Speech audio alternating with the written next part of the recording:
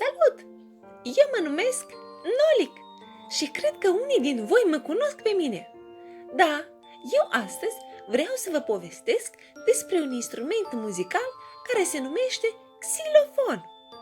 Sunt sigur că mulți din voi ați auzit de acest instrument, poate chiar și l-ați văzut, dar eu astăzi o să vă spun mai amănunțit despre el. Xilofonul e un instrument de percuție cu o înălțime a sunetului foarte bine aranjată.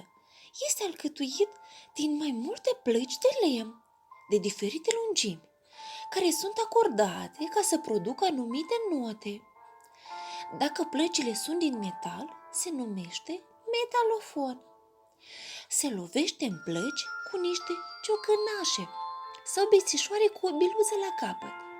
Face parte din orchestre sinfonice sau de estradă.